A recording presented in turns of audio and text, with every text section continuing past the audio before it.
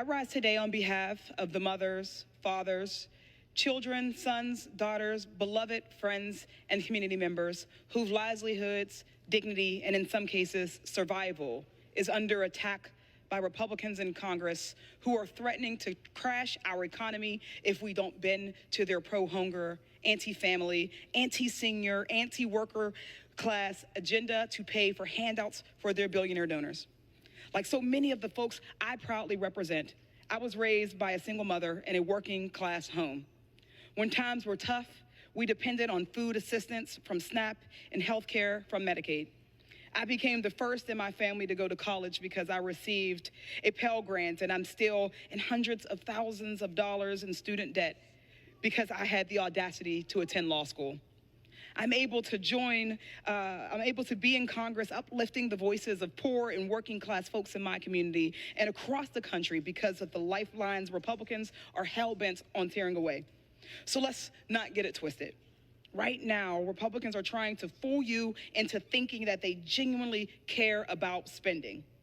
They hurt everyone in their giveaways to the price gougers that fund their campaigns, and they turn around and blame black folks and brown folks and poor folks and immigrants for the mess they created.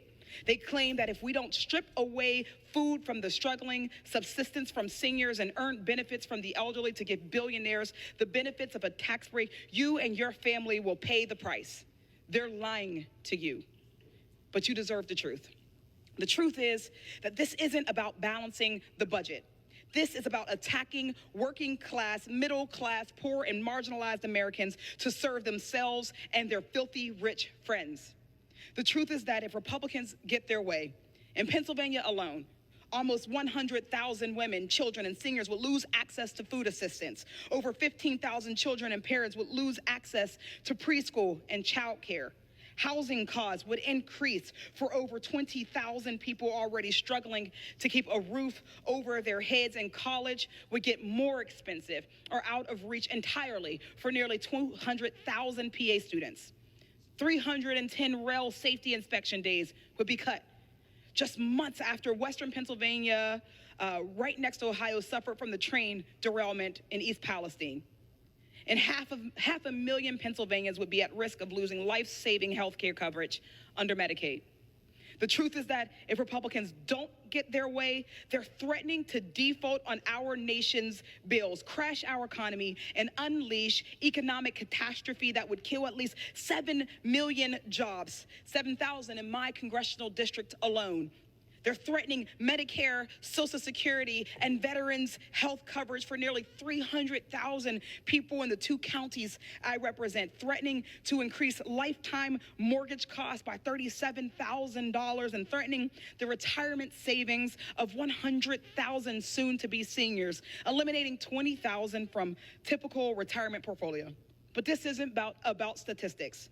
This is about people's lives. This is about the single mother who, like mine when I was growing up, is paid wages so low at her multiple jobs that she needs food assistance to make sure her kids don't get on the school bus hungry.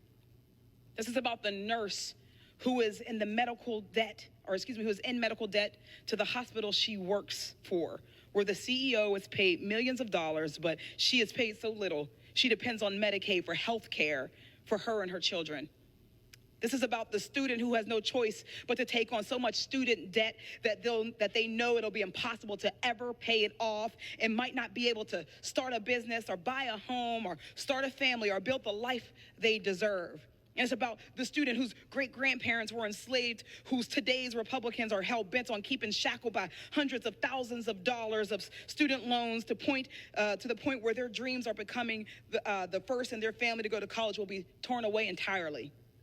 This is about the child getting ready to start preschool, whose parents will now have to choose between putting gas in their tank and getting their car repaired and giving their child the head start we know could determine their future ability to thrive. It's about the moms and dads who want to work but know they won't be able to because this Republican majority wants to raise child care costs that are already so high that it makes more sense to just stay home.